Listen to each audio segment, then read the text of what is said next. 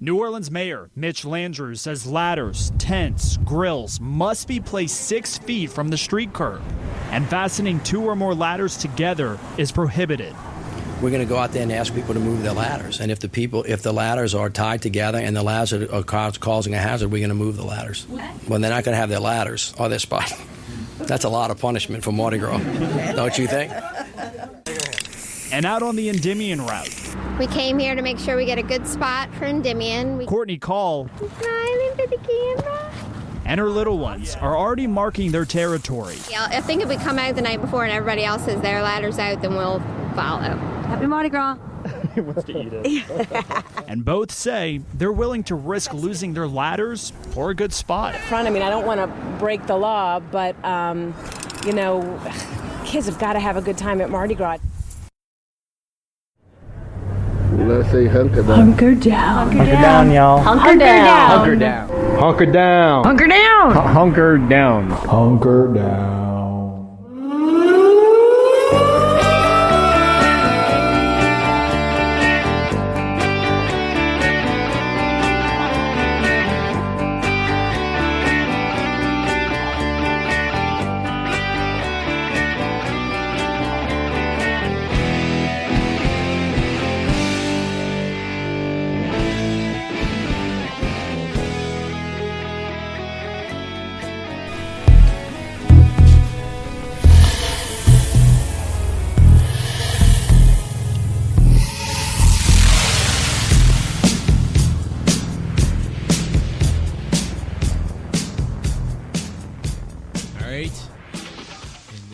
There it goes. So my mama bought me, I asked my mama a few years back for Christmas to buy me an hourglass and a disco ball, right?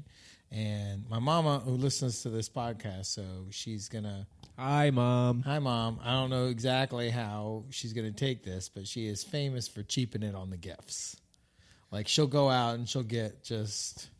I don't know. She goes straight to the bottom. Is like, that is an hourglass, and it's $7.99. I've gotten him what he wants, and I've only spent $8, right? Right. So I asked her for an hourglass and a disco ball one year, and she sent me an hourglass and a disco ball. Now, the disco ball was a battery-operated disco ball, and it was an 8-inch disco ball, and it was like this. What do they usually run on? They usually plug in. If you want it to be of any real value, you're gonna want it like it anything. Would be a fixture in the yes. Okay. Anything of value I've found in this world is not battery operated. Okay. Nothing that runs on batteries is worth a fucking goddamn. All right.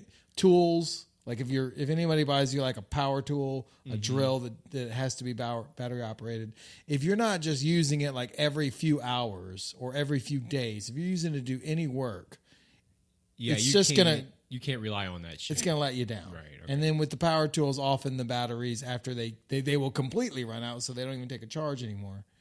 And and then they're like $80 to buy those, or $60 or $50 to buy them, and then so. It's another way for Donald Trump and his cronies to fuck you.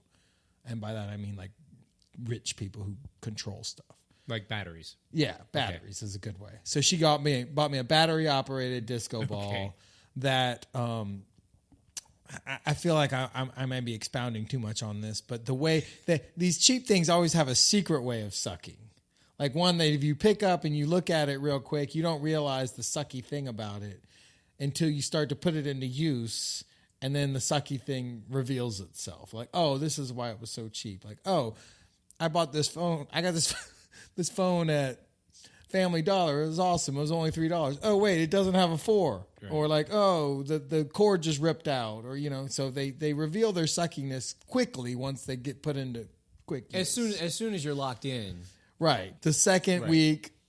Or, once you really start to put it into use, it reveals its suckiness. Well, the suckiness of the disco ball was that the battery placement was such that you could not, once you put the first battery in, you could not put the other two. It was almost impossible to put the other two batteries in because they had to like slide in behind it. So that was a bit of a disaster with it, in addition to it being a battery-operated fixture.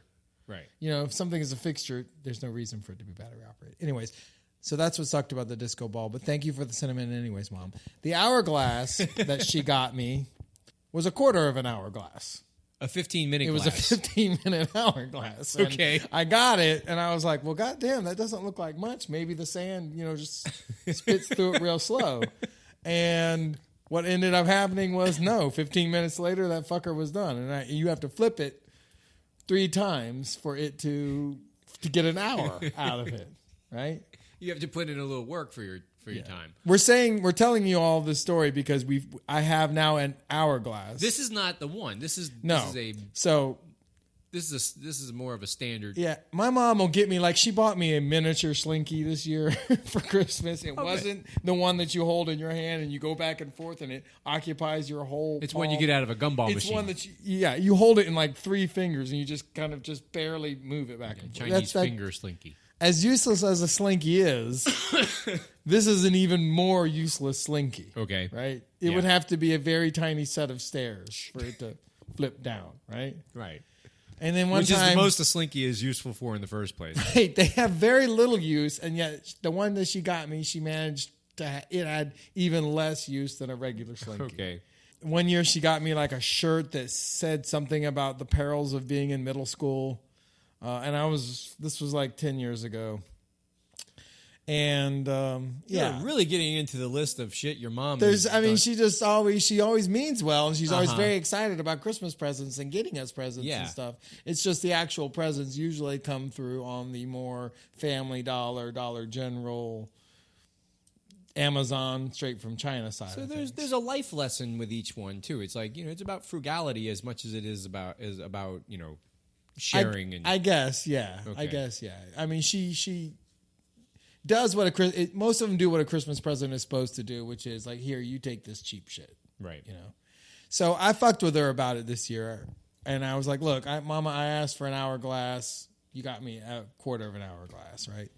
So she went online, I guess, and this motherfucker is a real hourglass. So right? This is also from Mom. Yeah, well, Okay. that last year for my birthday, she got me the quarter of an hourglass. And then you guilted her into getting you the full hour. Yes. All right. Well, as you can notice, as you can look at it, you see the little stream? Yeah. Yeah, it's kind of... Yeah, it looks like it's got prostate issues, It's, actually. yeah, Kind of it spits it out. You don't get a full stream. right. Okay, so I think maybe when they spun it over in China or whatever, the glass, they pinched it a little too much. They didn't put a carburetor on it or something for the air. I don't know what, but there's a little spit on it. It comes out in bits and pieces.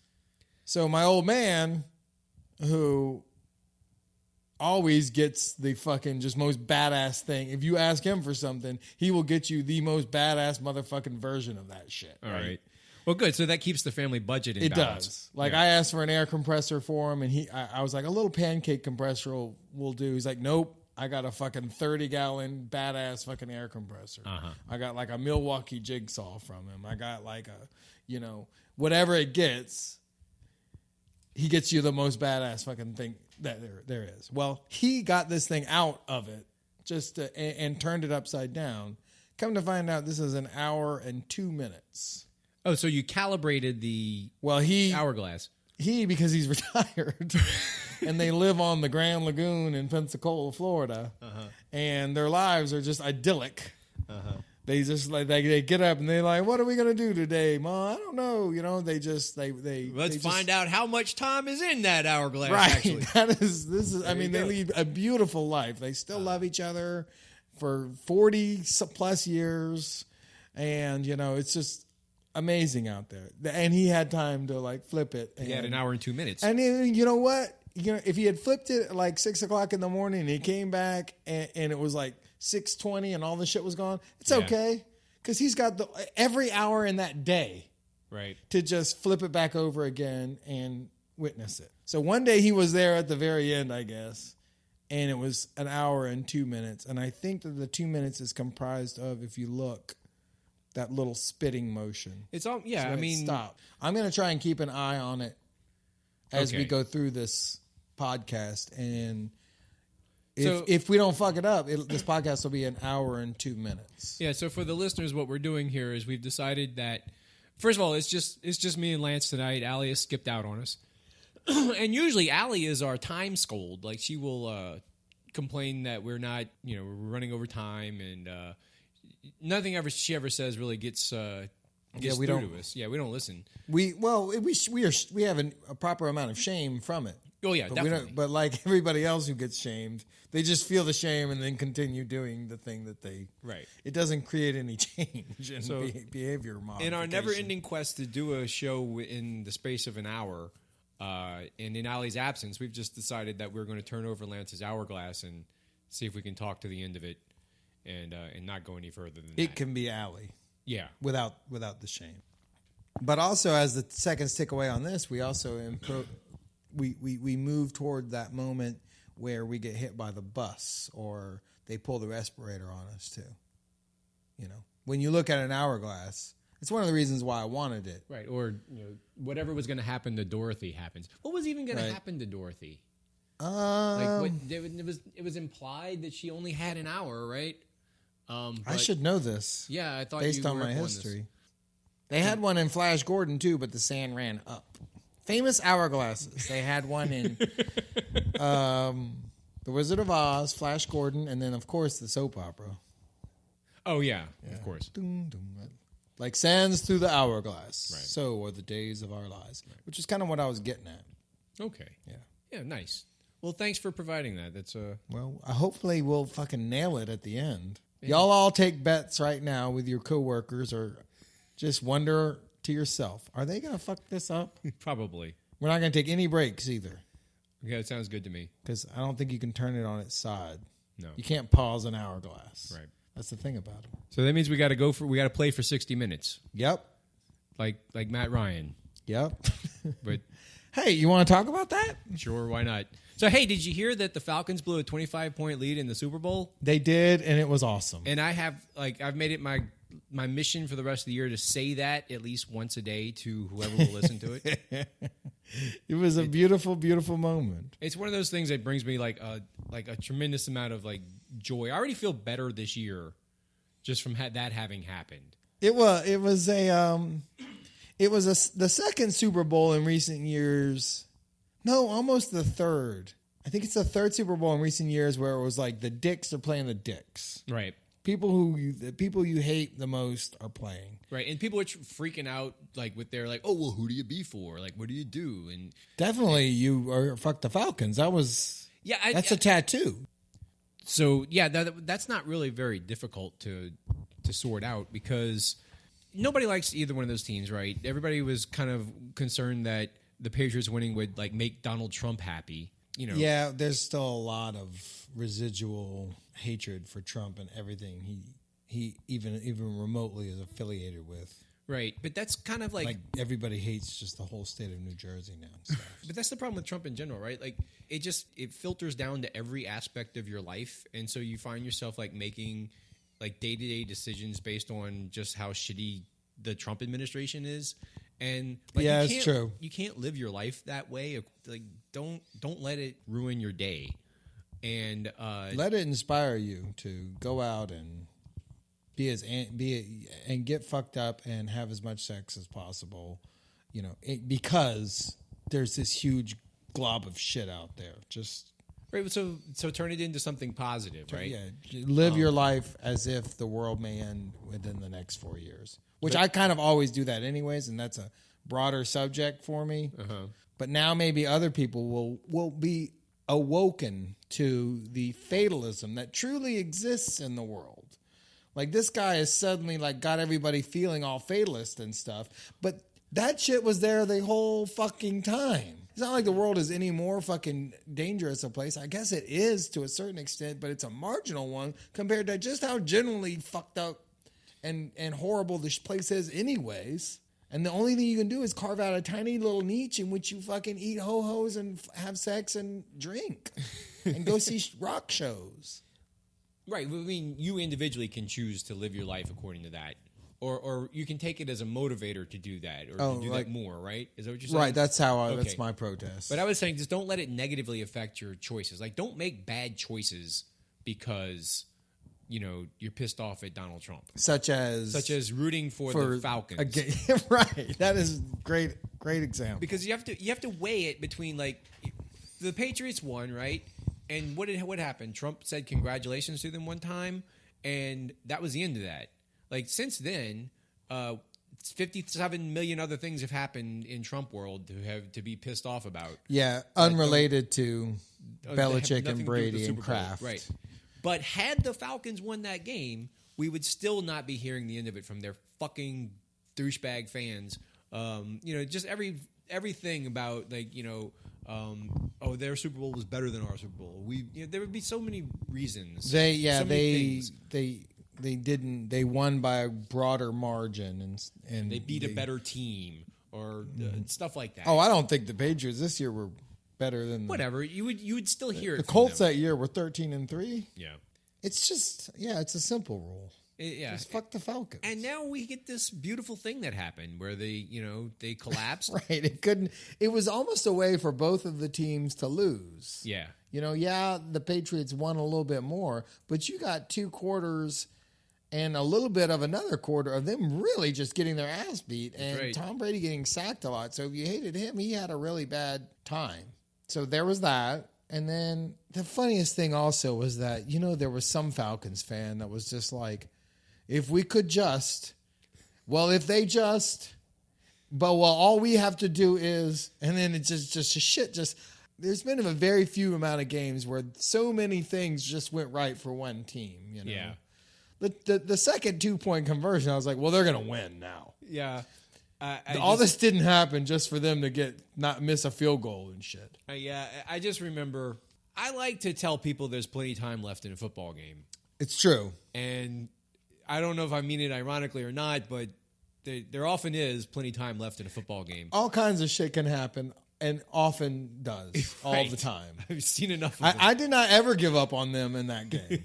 Like as soon as I didn't really. When they got ahead by the 25 points, I was still like, hey man, So the one thing about that is that if it's the Saints, I will totally quit watching if they had gotten ahead. The other team had gotten ahead by 25 points. I'm like, I can't watch this anymore. I'm done. No, they're fucking losers. I don't want to see that.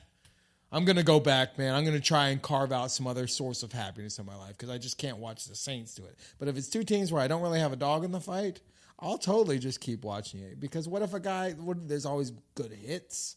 Yeah. There's always the drama of maybe them coming close to the comeback, And in the Super Bowl, there's always some random weird thing, And so, a guy could paraglide, Yeah, whatever. into the stadium. So it was Lady Gaga could jump off the corner or lead a coup against the government. Show back up in Metallica.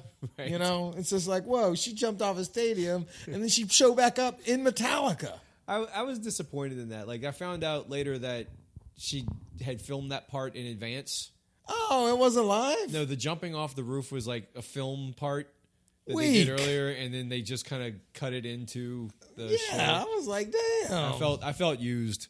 And also, there was a great expectation that she was gonna do some defiant thing. I think a satanic ritual, according to satanic ritual, right?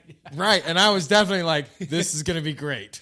Right, but that didn't happen. First of all, we didn't summon the devil. A titty didn't pop out or nothing. No, it was really disappointing on all fronts. And she didn't even do the boring protesty thing that all the liberals were waiting for. It was no.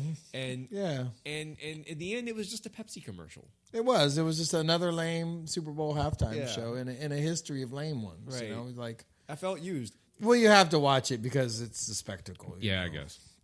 So that did happen, and it was great. And there was a bit of an argument on Twitter about, the nolier than thou-ness of pulling for the Falcons. And the answer is no. Fuck the Falcons. Right. I'm sorry, y'all. This is a far better universe we're living in now. We didn't. And I kept saying that. I was like, just realize that we're not going to wake up in a world where the Atlanta Falcons are world champions. And we have this. We will always have this moment. We will always have the Falcons blew a 25-point lead in the Super Bowl. Yeah, and if they come back and they win one, it's still not the same. Right. It's like, should have had 2, y'all. And I don't really care that it was the Patriots because I hated them for many years. And then at one point, it was just like, and I hate to make a wrestling analogy, but sometimes when somebody is just so good at being fucking evil, you just can't help but be like, I like them. They're good at what they do. They win football games and they're evil. Well, also John Boyce has made it fun for a lot of people. He did, and he helped a lot in that with the Bill Belichick off-season simulator, which I did play and win again. The Bill Belichick off-season simulator is amazing. It is. And it is. The Aisle 32 appears to be a Yeti lair. There's a sea battle in it. There's a clip from The Wire in one of the little passages. Did you get to the point where he actually... Like the video of him fumbling around with his radio? Yes. Okay. Yes. Because I thought that I didn't You get just thought that was the random. first year I played it, I didn't understand why he was having so much trouble with his radio. Right. I'm with him on that. Right, that's in there. And the other thing that John created was Never count out touchdown Never Tom. cut out- And it was the ultimate display of never counting him out. And all night at the Dirty Boys Gallery where we watched it, I kept saying, never count out. don't touchdown. count him out, y'all. Well, some lessons were learned there, Yeah, right? I mean, it's cemented now that you can't really ever count him out. When he's dead and in the grave, people are going to, at his open casket funeral, people are going to be going and like taking his pulse and be like, "Are you sure he's really dead?" And it also helps that he's just a fucking plastic moron, With a MAGA hat. Yeah, and a supermodel girl. It's all just fucking great. It's a good reason to hate those guys. Right. I mean, I don't anymore. I hate the Seahawks. When they beat the Seahawks in the Super Bowl, I thought it was fucking beautiful. Right. And I love that they're good, like fucking douche that's- slayers. That's a great point. They have done some people some favors in the Super Bowl. They beat the Seahawks. Yes. They beat the Falcons. They beat the Rams that year. During that time when everybody the hated greatest the Rams. show on turf. That's I think, right. Yeah. So those are they're mercenaries. sympathy for the Patriots, I guess, a little bit. They're like a Terminator that you put out there. When you need the douchebags to go down, you just put fucking touchdown Tom and Bill against them. Right. So that happened. That was beautiful. What else you want? People were making Tracy Porter comparisons to the Pick Six, and I was like, whoa, motherfucking whoa. Wait, what do you mean? Like when they had a mean Pick the Six Falcons got earlier a in pick that six game, earlier? I was like, nah. All that's erased now. We don't. Right. We don't need to have. They could have been like, that's our Tracy Porter pick moment. I'm like, Yeah. no, it wasn't, because that Nope. dude won the game. Fuck that shit. Fuck the Falcons. Yes. What else is happening? The president continues to fuck up stuff. Yeah, I mean, so speaking of that, like, we were just talking about not letting Donald Trump like get in your face all the time, and maybe there's not a whole lot. Maybe we should take a show where we don't. No, I do have one thing I want to say. Okay. I was sitting there thinking the other day at a stoplight, which is where all my brilliant thoughts come to me, when I can't do anything about it, not tweet about it, not write it down, not draw it. It always just shows up when I can't do shit. But I remembered this one. And I was like, we all hate Donald Trump. We all want to see him, go down in flames and stuff. But who wants that and benefits the most from it happening? Are you asking what happens after No, Trump? I'm like, who wants him to go down the most and who most benefits? Picture me as being Donald Sutherland and JFK out there in front of the reflecting pool talking to the Jolly Green Giant, Jim Garrison. Okay. Well, that's a real question, isn't it? Why? The how and the who is just scenery for the public. Oswald, Ruby, Cuba, the mafia. Keeps them guessing like some kind of parlor game, prevents them from asking the most important question, why? Why was Kennedy killed? Who benefited? Who has the power to cover it up? Who? Right? Who has the most to gain by Trump going down? Do you have an answer to this question? I'm asking you. Oh, you're asking me this Yes. question. Well, that is. I do have an answer, but I'm posing the question to you. Okay. To see if you might be on the same wavelength. as So I my am answer about is this. it's a movable situation. As long as he is useful to the Republicans in charge of Congress, then they're not going to touch him. Right.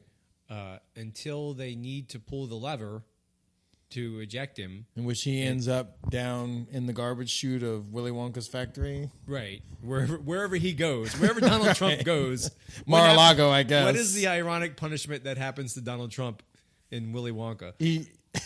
Okay. as soon as they're ready to jettison him, they'll do that. They'll conjure up something. Until then, as long as it looks like they can get their agenda pushed through, and he'll sign whatever bullshit they put in front of him, which he does. They're gonna doesn't even read it sometimes. No. Now that's starting to change. That's starting to change a little bit. There's a little bit of pressure on him. Like you saw this week, they had to reject the labor secretary. They had to reject. The answer to my question was, the question I posed was, it's got to be Mike Pence wants that motherfucker to resign and get impeached as Does he more than anybody, or is he just the safety valve? I mean, he's either way. Probably. I think the thing that happened this week is what got me. The thing with Flynn, where he was kept in the dark, is the thing that got me sort of thinking about it. Is like, this guy doesn't want to be the fucking. Why would he want to be the vice president to this buffoon? Right. He totally wants to. You would want to be president. He totally could fucking think. He thinks he probably could do a better job. So you kind of like think that Pence would be already working against him. I'm going to put that out there as this shit's going to this is going to happen. It's not going to be the Democrats, although they'll certainly do their part, but it's going to be establishment Republicans who fucking take this guy down because one of their own little boys, one of their own homies is going to get in there. Well, I mean, you're right in the sense that it has to be the Republicans that pull the lever. But I will point out a couple things where the pressure is finally starting to get to them. The 2 points that have been the most problematic for Trump so far, and this is just in terms of getting his cabinet appointed. He's had the most trouble getting Betsy DeVos appointed. Yeah, squeaked by on that one. And they defeated Andy Puzder. And the reason that happened to both of those appointments is that's where the most pressure came from, just activists and people calling their senators and showing up at town halls and being assholes. And it seemed like DeVos had far more of that than Puzder did. But Puzder did too. And in fact, I mean, there was an action at Bill Cassidy's office last week that was kind of funny. Oh, okay. Because, I did read something about that. But my point about this is that all of these actions are organized by left-wing people, by labor people. The Fight for 15 people and the teachers' unions were really hard after both of these candidates. And that's where most of the mobilization came from. And it doesn't necessarily mean that, Republicans directly respond to that, because they don't. They sure as shit don't. It's this, you have to raise hell in order to just apply whatever little bit of pressure is necessary to start to, make things happen. But it didn't happen in DeVos's case. No, but it almost happened. I guess that's my point. Like, you're not going to win most of these, just because of the situation. But you're going to put enough of a scare into them that they don't think they have just free reign to do. Yeah, and we've talked about this before, and a lot of people have said this: is that's all there is to backstop this shit right now, because the Democratic Party is so torn down, and there's nothing except like whatever capacity you have to mobilize people in the street. For the time being. The funny thing about DeVos and education is the right wing, pro-choice when it comes to schools, not pro-choice when it comes to abortion. There's a new meaning of pro-choice. Well, there's a lot of choices. I can go in there and say, I'm pro-choice to a Republican, and they'll be like, about which school I'm sending my kid to. Yeah, nailed it. Because I noticed choice is being mentioned a lot now. Yeah, it depends. In fact, I was driving down Carrollton tonight, and I looked, whatever school that is over there is on Carrollton. There's a lot of schools on Carrollton. There's a couple of them. Well, there's one between Allie's house and my house, and I looked, and they had a big banner out front. Your number one choice for schools. I'm like, oh. Okay. Here we go. Pro-choice in the schools now. Well, that's also positive consumerist language. It's like people like to have choices. They want to be able to choose between what soda they buy, but they're all the same. Yeah, they're all PepsiCo. It's not really much of a choice, right? But the illusion of choice, the notion that I'm in control of my own destiny. That's a very human condition, though, because most of our decisions that we make, that we actually make the choice about, we didn't really have much of a choice in it anyways. Right. We were always going to fucking do that just based on our genetic makeups and shit like. So it doesn't surprise me that spreads out into politics and society. And the social landscape. People like to think they have more control over what happens to them than they actually do. Right, because you were born, you didn't choose to be born, you didn't choose to have to drive your car around, you didn't choose all these things. None of them are choices. They're just things that you're just thrown into by being born, and you want some sort of control over some shit, but you just realize I have no choice in any of this. In almost any fucking thing. Who you love or who you're attracted to or what food you're going to eat. You got a certain number of choices there, but it's a brilliant macrocosm of an essential human condition that people want schools to choose from or candidates to choose from, when really they are really all the same. Well, voting, all that shit.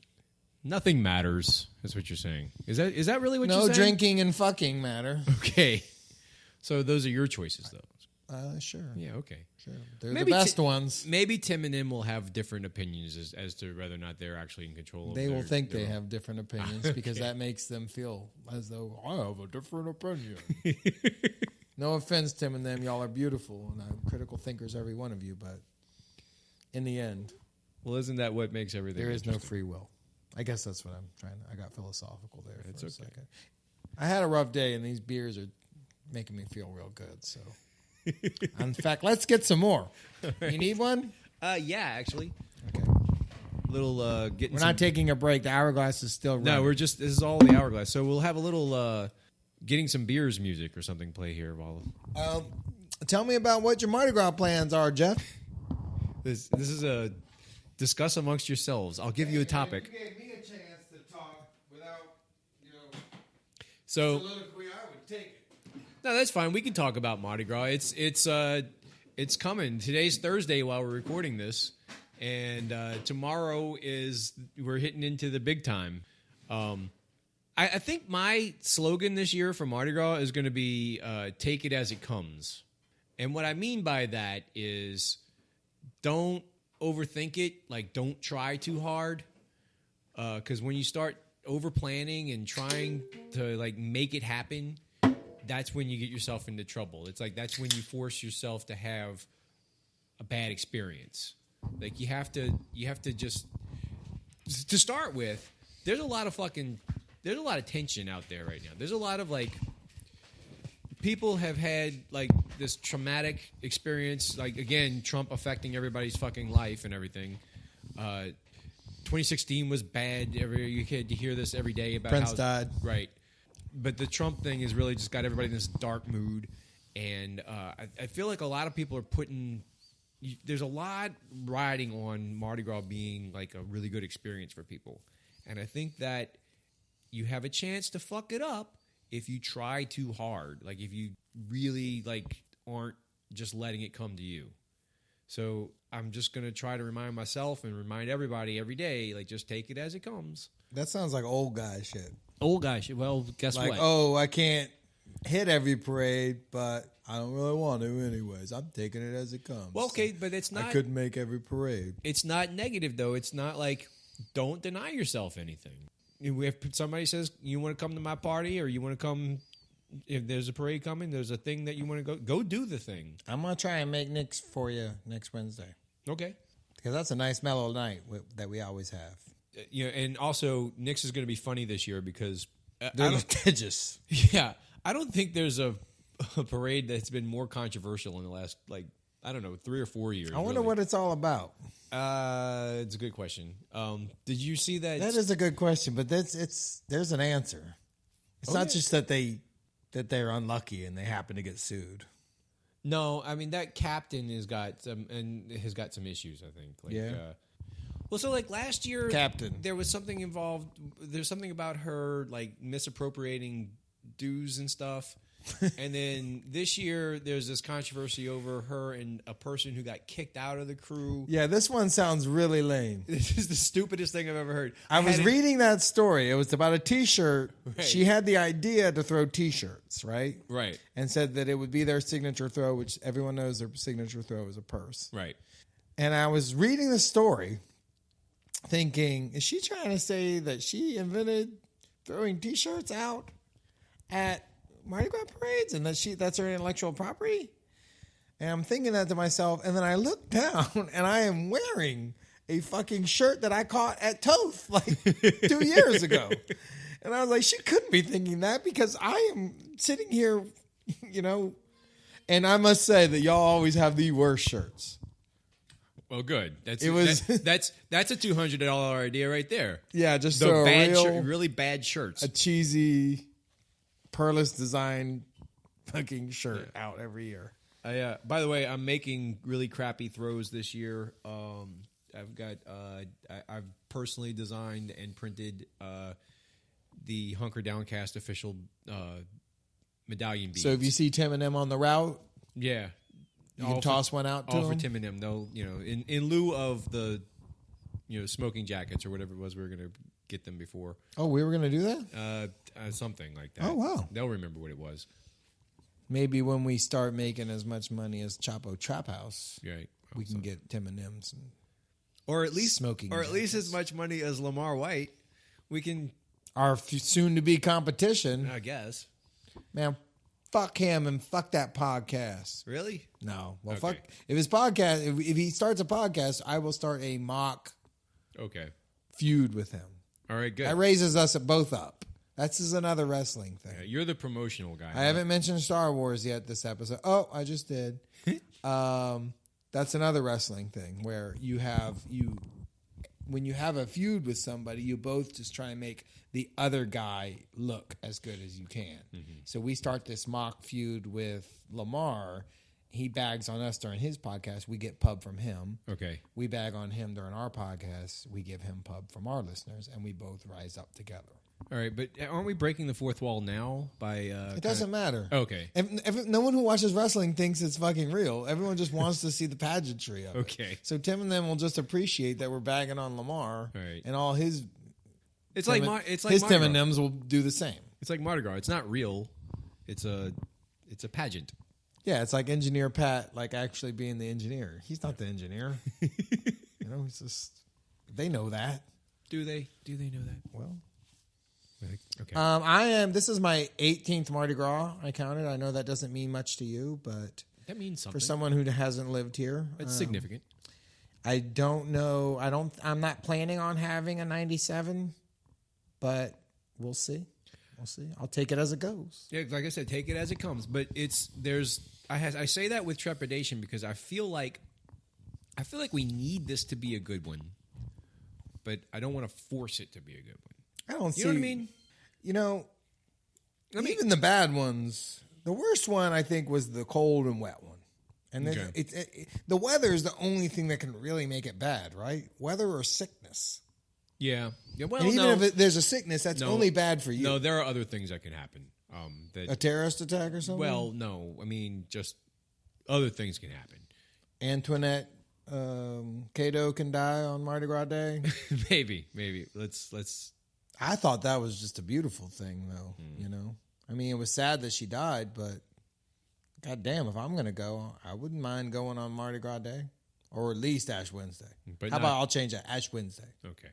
It doesn't matter, because at the end of it all, it's still going to be Ash Wednesday. You're going to wake up that morning and it be all over, and be like, oh, fuck. Starting all over again. All I have is shitty Jazz Fest now. Yeah. Great. I don't think how could a shitty, barring like some attack or bad weather, how could like it be a shitty Mardi Gras cumulatively? Like everybody just suddenly has like this attack of a bad time. Yeah, I don't know. Shootings or something like that. Rampant Chaddism. There's rampant Chaddism every year. Well, yeah, that's a thing you got to watch out for. You got to watch out for the Chads. But it's not. But it's not going to like reach a swell where it just fucks up the whole event. No, it's not going to. It could individually.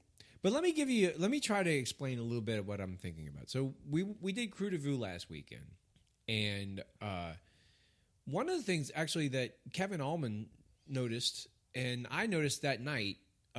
So I was kind of hesitant to say anything until I saw that he kind of noticed the same thing, was that the Krewe Du Vieux parade, which was gorgeous this year, it was a lot of fun, but the Trumpism at some point became maybe a little redundant, and Kevin wondered if it was maybe to the exclusion of them kind of hitting the local event satire as hard as they usually do.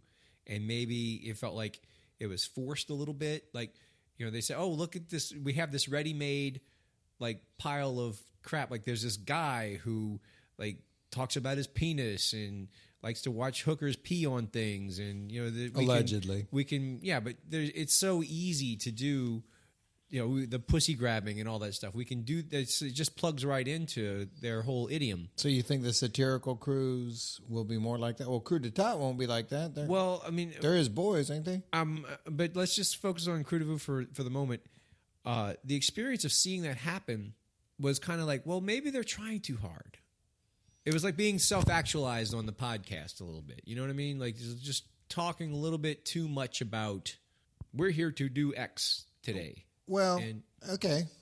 And I will say that in addition to pleasing and making it all satirically, being satirically adept for folks like you and Kevin Allman, the crews that are involved in Krewe Du Vieux also have to do the shit. Right. So it's like not only do they have to be like witty and succinct, they also have to make the float and print the flyers and actually bring it all into make it a real thing. So less time maybe you spend like arguing about the minutia of the theme and how on point it is. The less time you have to actually put the 2x4s in and do all that. No, that's stuff. that's and it was election year and where the wounds are all still fresh. So I don't know, maybe give them a break. I understand that, and I also I don't want to like go too hard on this. And Kevin made sure to say that like I don't want to go too hard on it either. I mean, I don't want to strike the wrong tone because I had a great time at Krewe Du Vieux, and I thought that I thought it was beautiful. It was a very nice time. I mean, I thought especially like one of the ones that did great was Spank, where they did the Jazz Fest thing, and that didn't have anything to do with Trump at all. It was just maybe they were a little bit more on they were point taking it as it came. Yeah. They were in the den and they saw that everybody was doing it. And but somebody recognized that. I'm sure it was Peter Athas. It had to have been him who saw it and maybe pushed it all. You think so? He saw it, and he probably made them all stop. We're starting over again. And we have him to thank for that and so many other things. That's a theory. We'll put it out there. Only the inner brain trust of we'll investigate Spank this. knows for sure. We'll investigate this further. But I'm going to tell you right now, it was him. And I could just ask him. Right. Whose idea was all that? Okay. I'm sure he'll say. We'll find out. We'll find out. By the way, it sucks that Allie's not here because she can't talk about her experience. Mama Rue's theme was amazing. Their costumes were on point. Their theme was ruling crass, and it was French Revolution based.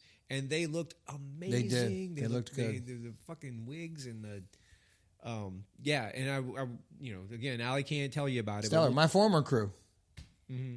I lost them in the separation. Damn, that's a Mardi Gras story, though. It's a bad thing that happened at Mardi Gras. Yeah, but it didn't affect me all that much. I mean, I do miss marching. It is fun. Anyway, I guess to bring the point back with this is that there's a tension between like how much we want it to be great and how you might miss the good things by thinking too hard about how it can be great. Do you feel that a little bit? I don't know. I think maybe I have in past years. But it's never actually not been great. Okay. I've always made that is the one like prevailing theme is that you always do happen into a good time, even if you're. And this is the origin of the phrase that I myself invented.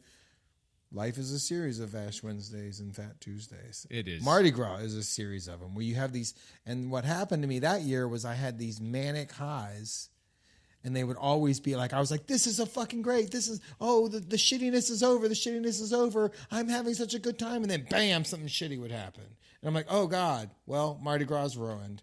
And then someone will come and, I found your phone. No, here it is. Yeah, me and my wife were walking and we saw it and we were like, well, maybe we'll find somebody. And then there was you looking for your phone, and then so it is a manic thing.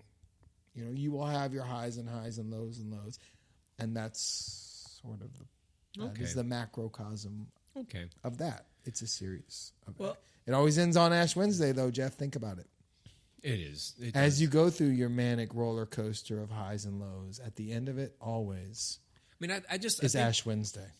I don't know why I'm so anxious now that we're talking about it. It's for me. It's like it's a grotesque pageant, right? And that's like it shows you all the like things that you want to heighten. All your joys are heightened, but also all of the like things that are kind of gross and ugly are also magnified. The chads and whatnot, yeah. And even like the good and bad aspects of New Orleans are all out on display. Like, well, go fight it then.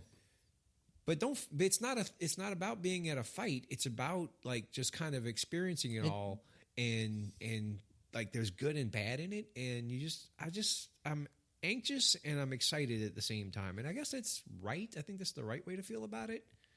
I'm ready to get started. Well, you could call people out on it or go throw a bunch of ladders in the back, drive around running over ladders and shit in your car.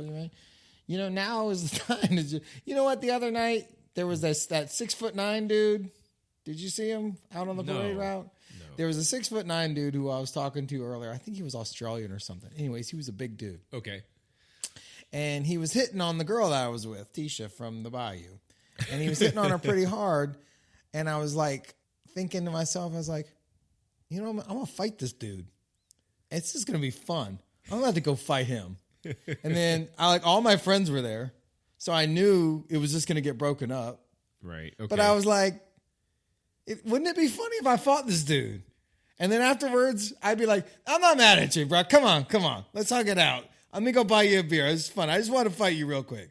So just do it for fun. This didn't happen, though. No, he quit hitting on her. I think she put him in his place. But you went through that whole scenario in your mind while I was excited about it. I was a little disappointed when he didn't, when he backed off and stuff and apologized and stuff like Probably that. Probably for the best. It would have been funny. Okay. Lance fought a dude. He was a big guy. And the way I looked at it, I was like, if I get beat up, whatever I was supposed to, I'll get it. This is something also that happens in wrestling. A little guy fights a big guy. He gets his ass kicked. It doesn't matter. He wins anyways because they're like, man, he really gave it to that big guy, though. He was supposed to lose. If I manage to beat up the big guy, how awesome is that? Right, okay. I fought a fucking 6'8" dude, and I won. Yeah. And then afterwards, I wouldn't hurt him or anything. No necks would get broken, skulls or anything like that. I mean, it would all be for fun. There's a cost-benefit analysis that goes into it. Yeah, Okay. so maybe, do something.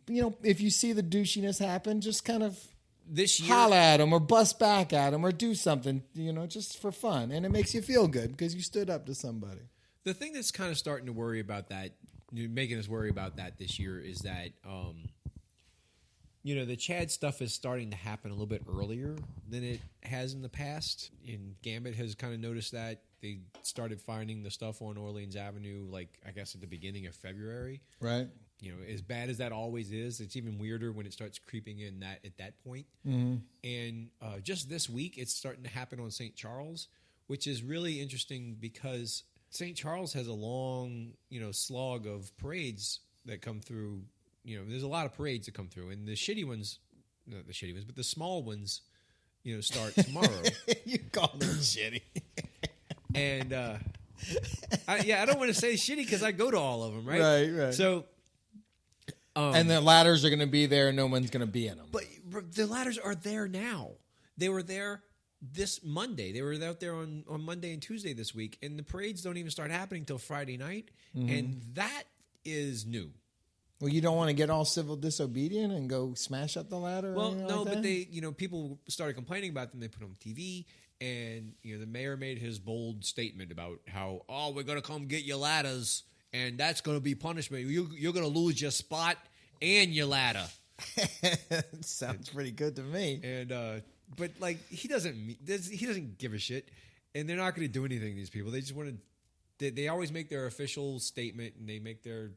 Well, all this is get that stuff. They're going to go ticket your car. That's what they're there for. The funny thing about this to is make their that money. To me, it's all review because Jackson. This is all just Jackson Square shit.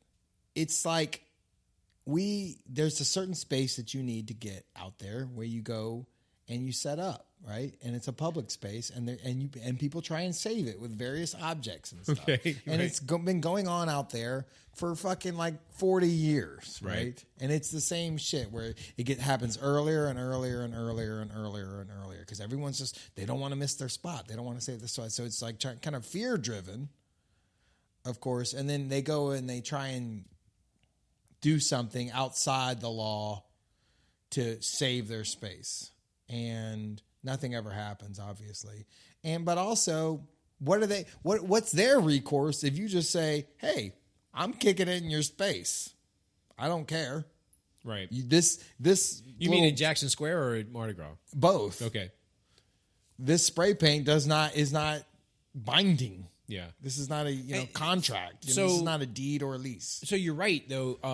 The thing that I kind of is kind of a saving grace about it is that if you go out to the parade route and you see all these assholes with their tents and their chairs and they've got their little space like marked off and they're really serious about it, about halfway through the parade, all that shit breaks up. People move to the front of the crowd, people come to the back of the crowd, and eventually, it settles down.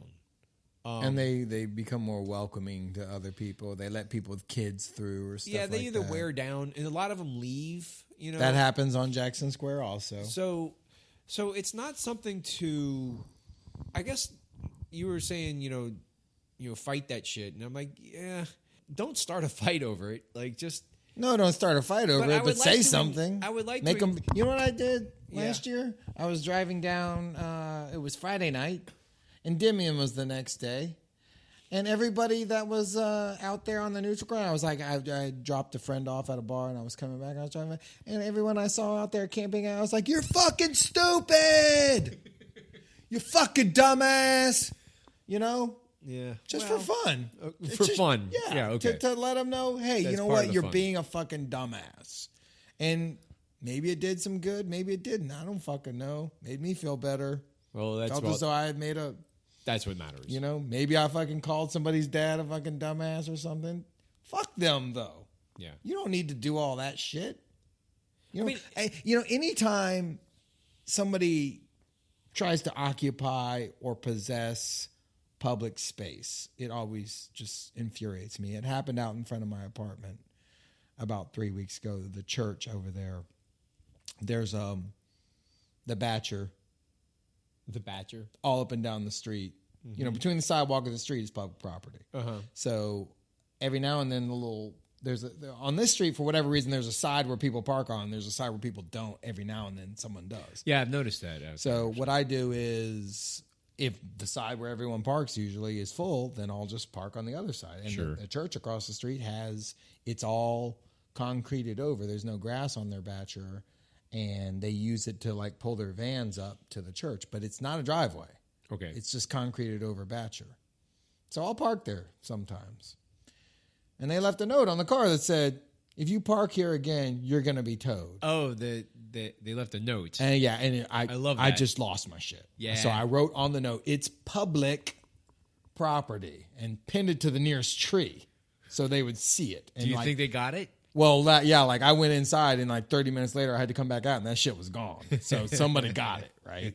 And I was like, first of all, you're concreting over the fucking Batcher and you're contributing to street flooding.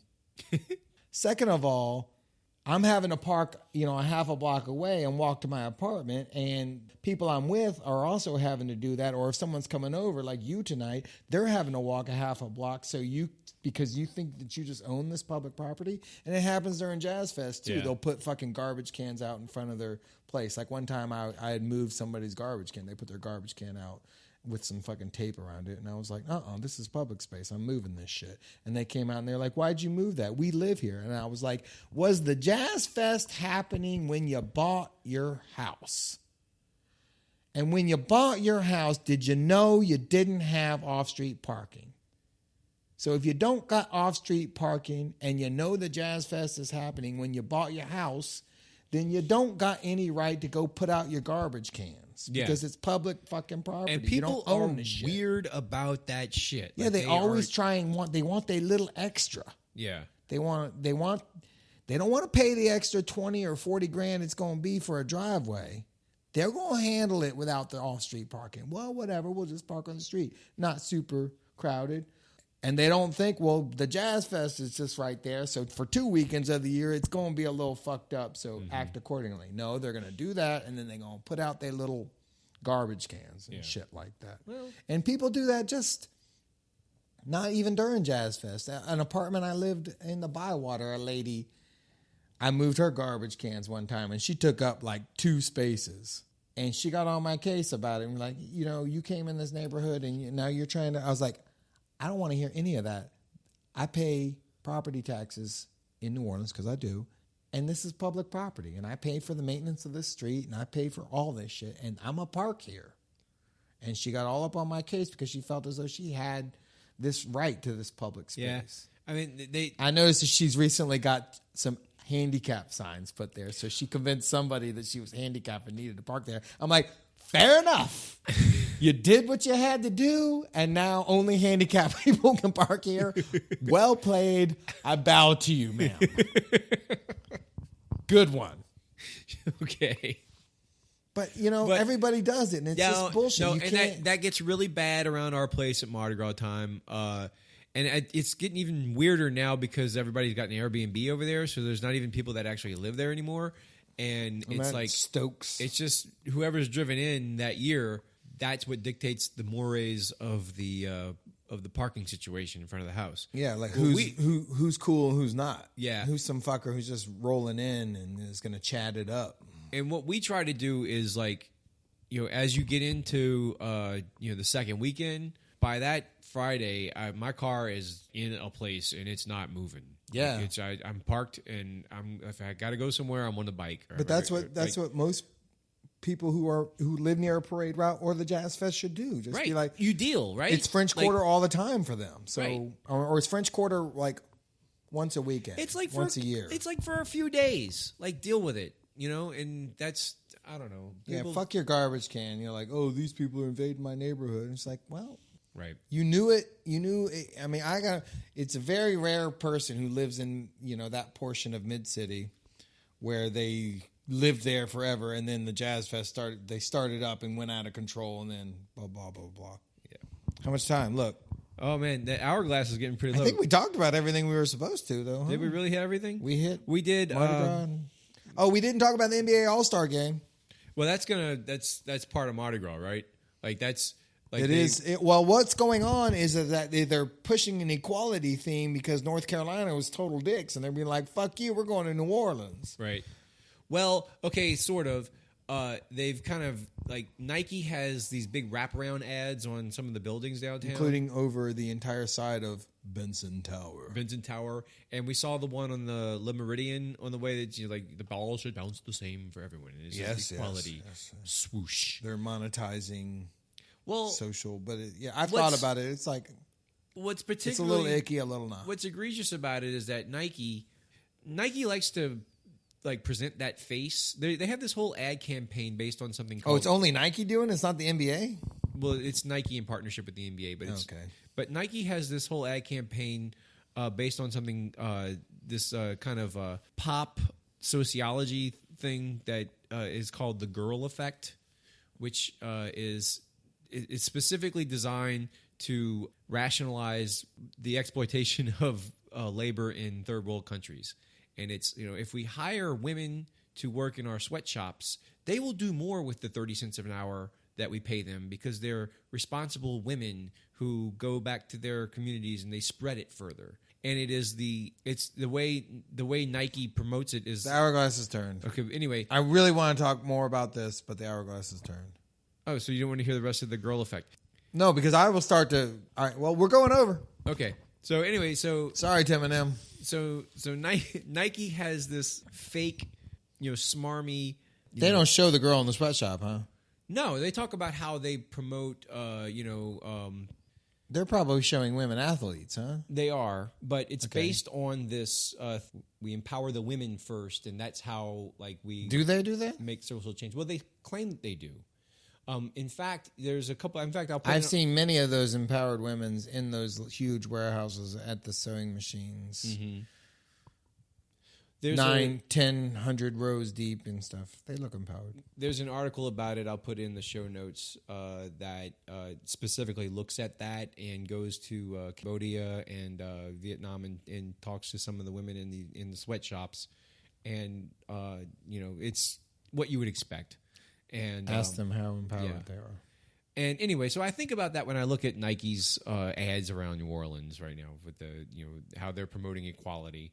And aren't we better than Charlotte, and so forth and so on? Yeah, but that's definitely the ugly side of that of social consciousness or being woke. Right. Is that, I mean, you're basically like Americans are like the white people of the world. You know what I'm saying? Yes. It's like, I don't care what kind of American you are, you're still the white person of the global white person, you know? So if you're the ugly right-wing guy who's just like, yeah, fuck them, man. Great. That's fine. You're an asshole, whatever. But if you're the left-winger who feels as though you are this righteousness, you have this righteousness about you, knowing, as they must all know, that there is these women in these sweatshops that are basically just toiling away for your lifestyle. And I call them the shit-smeared child of Omelas because there's this short story that I read in college about this town called Omelas. I think, was it Ursula Guin who wrote it? Anyways, there's this beautiful place called Omelas. Okay. And it is most of the short story, the first 3/4 of it are about how amazing and beautiful and happy everyone is. And then they talk about these people every year that just leave the city. They just, for no reason or for a reason that gets revealed later, they just walk away from it, right? Okay. And the reason they do that is because so everyone in the town can be happy and lovely and live these idyllic lives, they have to keep a child in a basement and rub shit on it. And keep it in just like squalid, ugly, dirty, nasty conditions. It's the things that you have to do to like, as we as Americans, we just have to realize that, hey, there's a lot of people suffering because of our lifestyle. Yeah. You know, they're sweating away in these sweatshops and they're trying to, earn this. And the right and the left in America, the right are as shitty as they ever were. They're just, a standard across the line. They're 138-0 in the shittiest people of the world contest, right?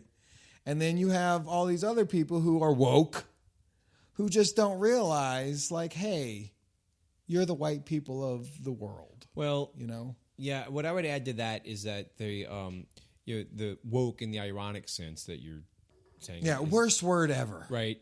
It's specifically a co-option of actually having a conscience about these things. Yeah, they know.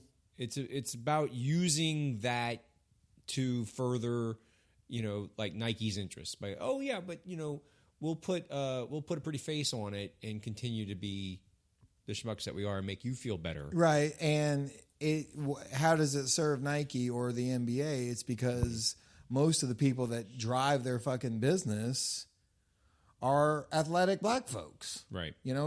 That's their fucking bread and butter. So yeah, they have a vested interest in making sure that these people view them as a, woke company. Right.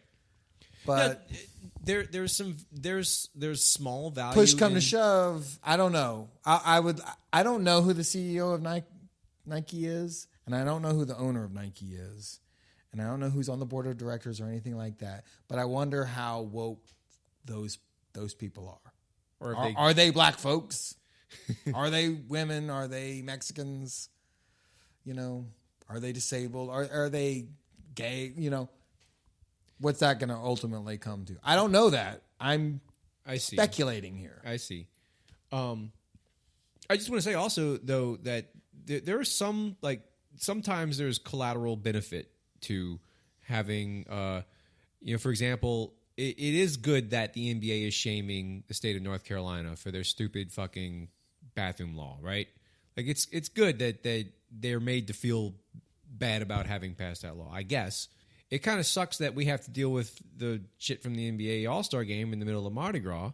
Like we're trying to have parades, we're trying to go downtown and have a good time, but then the city has to impose all this crap, this extra security and the extra things that they have to do to kind of like, it's almost like I saw the cities. They always put out the press release with the streets that are closed and the things they don't want you to do and come downtown. It's almost like they don't want you in the quarter at all. Yeah. While their shit's going on. While they're special. Yeah, they ran all the Jackson Square artists out a couple years ago, but they've since made efforts to fix that and such. But so it's a back and forth. I'm fine with it because it brings NBA players and people affiliated with NBA players into New Orleans, and I just love talking about basketball. That's all good. Fun thing to talk about. It's something that, as a citizen of Omelas, I have the luxury of being able to do. That's why I try and drink and fuck as much as possible. Basketball is fun. It's great to have events but there's the things that come with it that make things not fun that I think are unnecessary a lot of the time. It's like or they kind of make you dread it. The chads. Yeah, of it. That's a good way of putting it. Any shitty part of something should just from now on be called the chad of it. Yeah. Like, yeah, I do really love this, but man, it does do that. Oh yeah, that's the Chad showing up. And we don't have time to talk about this right now because obviously we're out of time because the we were out of time. Now we have all the time in the world because we had a constricted schedule that we were going to adhere to, and then the time ran out, and you wanted to keep on talking, and I was like, well, fine. Now we can talk for another 2.5 hours. I don't think we're going to go. Well, you'd have to turn the thing over a couple times and. I could get the 15-minute version out. Right. And just do another 15 minutes. Oh, now I see what Mom was trying to do. She was like, hey, bro, if you don't want to do a whole hour, just do 15 minutes, man. I thought she was trying to say your podcast is too long. No, I think she, in her idyllic life over there on the Grand Lagoon. Oh, yeah? She could listen to us for hours. Okay. It gives her something to do for the first 15, 20 minutes of the day. They change their sheets and wash their sheets every day. Wow. Right? It's like living in a hotel. In their closet, they have little plastic containers that have like that day's sheets in them. Like they don't run and load every day. Right. They just wash the sheets, for that week. And then they put it in, and then they take the new one. My dad doesn't eat leftovers. Like if there's any food left over, it just gets thrown away. Wow. And they sleep on clean sheets every night. I sleep on clean sheets like once every 90 days. You just reminded me also that we were a little bit behind getting ready for Mardi Gras, and one of the things we had to do was all the laundry, and we haven't done that yet. So. Oh God, well, it's done. Yeah, so we're gonna have to make. You're not gonna get to that. Anyways, I don't feel as though I went off on the hypocrisy of woke people in America enough, but I hope I touched on it.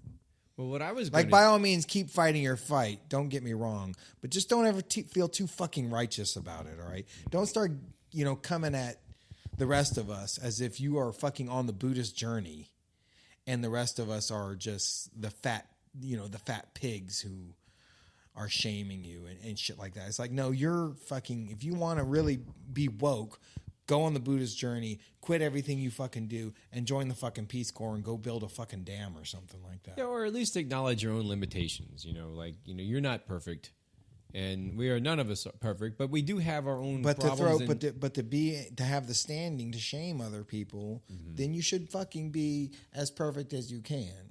Well, you should. You should at least try to be honest about what you can accomplish and what we should aspire to accomplish, and that's okay. Like, you don't want to. I guess maybe I project our righteousness on a lot of people that maybe they do or don't have, but I bet you a lot of them fuckers do have that, and they wake up every day thinking about how woke they are. No, that's probably true. Where was I going to take? We're this? all shit. I mean, our origins are we crawled out of the fucking ocean and slithered around in the mud. Right. And here we are. And here we are now. Noble? Fuck no. well, not necessarily malignant, but I just always we are. I always think about the shit in which we rose from and how not far from it we are. But also how remarkable it is that we are anything, right? Yes, that is certainly true. I mean, a lot of things had to happen. Like, how am I not the most pessimistic one in the room here? I don't understand that. Well, no. Well, because what ends up happening is that once I start to think about how we're shit and everything is shit, and we just came from all that, then I immediately be like, that's the beginning of my philosophy. We're all shit. Everything sucks. Very nihilistic. And now let's find some good in this shit. So it's our shit to, like, we have to own the shit. Never forget that you came from shit, but always try and rise above it. That's good. Yeah. I can get behind that. By drinking and fucking, though. Well. And listening to good music and eating food and doing that because there are so many, because there's a shit smeared child in a basement. And I guess that's what Mardi Gras is all about anyway. If you're not walking away, then you ain't woke. All right. I think we ought to shut it down. I was going to tell you about Macno and about other stuff that happened this week, but I think we'll save that for next time. No. Yeah. Sounds boring. I got a whole line of shit to talk about the mayor's election, but we got the whole rest of the year to do that. So, yeah. If you were coming to this episode for current events and politics and legislative news and stuff like that, you're going to have to come. Nobody does that. You're gonna have if to you're come, nobody, you're gonna have to come and join us next time. But I think that's what we're gonna end this Freebird episode with. Make sure you play the music with "Life Is Shit." I guess we miss Allie. Engineer Pat's here. Hey, Engineer Pat. So yeah, that's gonna do it. So thanks, guys. This is life as I know it. This is life as I know it. And when my friend and I were done, we went to rest upon the sun. 'Cause life takes from us the things we love, and it robs us of the special ones, and it puts them high where we can't climb, and we only miss them all the time. And we sing. Life is shit. Life is shit. The world is shit. The world is shit. This is life as I know it. This is life as I know it. This is